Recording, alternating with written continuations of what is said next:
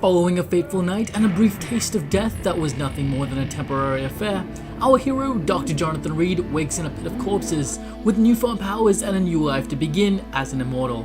Vampyr is a gothic RPG, and a beautifully narrated account of branching storylines, choice, and a character's earnest accord of coming to terms with who or what he is.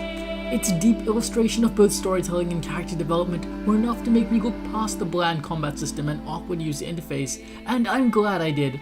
After an emotional start, I was introduced to a story that keeps pace with mysteries, twists, and choice, leaving you with answers just out of reach until those perfect moments. So let's turn off the lights, step back in time, and take a look at Vampyr, right here on the Crimson Context.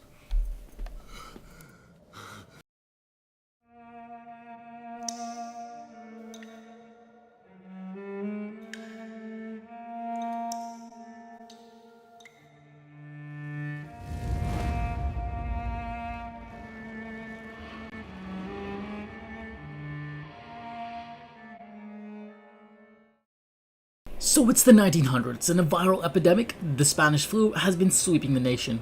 Having unwillingly been saved, or cursed, from illness, aging, and mortality itself, your struggle begins as you try to come to terms with being a creature of legend.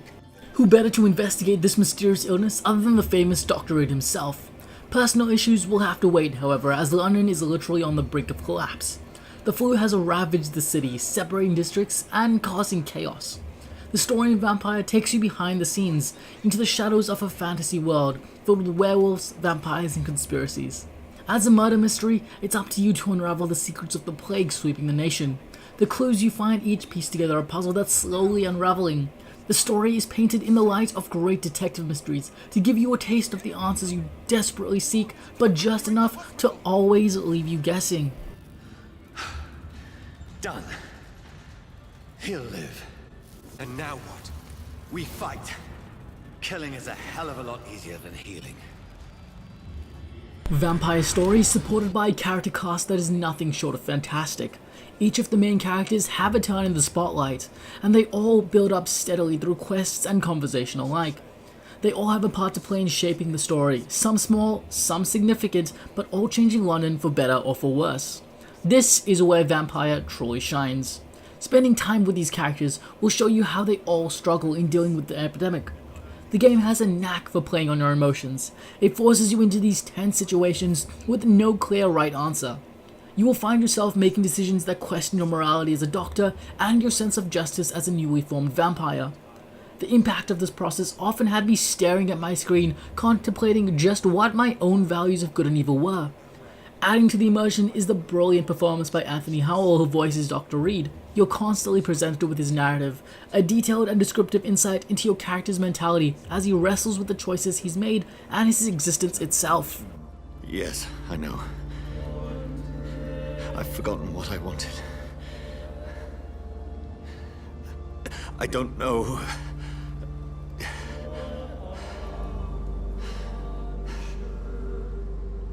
May I help you, child? You seem somewhat perturbed. I haven't the strength to cross the threshold. I wish to pray, to cleanse my soul. Another one of Vampyr's most unique aspects is its take-on game difficulty. There is no setting for easy, medium, or hard. Instead, as blood has now become your single source of nourishment, Vampyr lets you charm and consume in-game NPCs for massive EXP bonuses. The more you consume, the more powerful you get, the easier the game becomes. You can go through the entirety of the story without feeding at all. Playing as a character who has sworn to do no harm, the choice is left completely up to you. But choose the high road of morality to go without feeding, and you'll be facing some really tough fights ahead of you. Be warned though, feeding on the weak while giving you strength takes its toll on an area's health status. Each district in London comes attached with a fluctuating health level. This meter represents the healthiness of citizens living inside the area. The lower the meter, the deeper into chaos a district descends. Conveniently, being a vampire gives you the ability to analyze a person's blood for illness. As a doctor, analyze each citizen, find the maths to craft the medicine, and cure their ailments to keep a district healthy.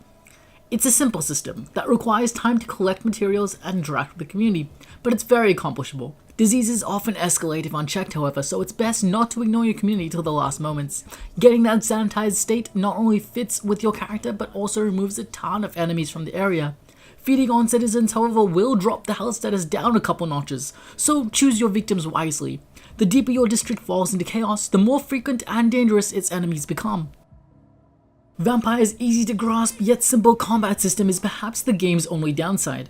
It takes some time to get used to the combat and style of gameplay, but once you do, you'll be dominating your enemies with ease. You have the standard health and stamina bars with the designated blood gauge that lets you use specific vampire powers. Getting EXP will let you evolve to spend points unlocking new powers, upgrades, and even a devastating ultimate move. These powers are all regulated based on your blood level. Basically, you feed on your opponents and consume their blood by knocking them down or using specific skills. You can then use this to either heal yourself or unleash devastating vampire abilities. Although there's not much variety to pick from, the game does let you lean towards the playstyle you prefer, with multiple playthroughs required to explore all the different options.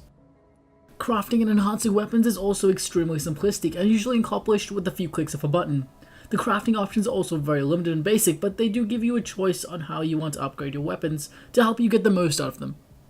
The combination of both unlocking new vampire skills and obtaining new upgradable weapons keeps combat encounters interesting. Most enemies, however, force you to use the same repetitive mechanics over and over again. Dodge, wait for an opening, then get in there and mash the attack button. Thankfully, the enemy designs and combat encounters kind of fix this, but what were supposed to be epic multi-species fights are often reduced to you whittling away a couple of enemies in the corner while avoiding the others. Combat, even with these downsides, is still fun, and getting good takes skill. The overall simplicity, however, does diminish the lifeline of excitement. That being said, there are some well choreographed and exciting boss battles that fuel the action later on in the game. Vampyre's detailed lore and setting lets you step foot into a dark gothic mystery. Its story builds on a character who makes you question your own sense of right and wrong. The hero you choose to be is all based on your actions. The urge to feed and get stronger is always weighed against your character's natural will to do no harm. To uncover the secrets and liberate London of its epidemic or replace the illness with something worse. The choice is yours. I give Vampyr a score of 8 out of 10. Its fantastically voiced cast and character development, coupled with a sense of choice, presented me with some of the hardest decisions I've had to make in a video game in years. The simplistic combat and controls and crafting system are why it was just shy of a perfect score.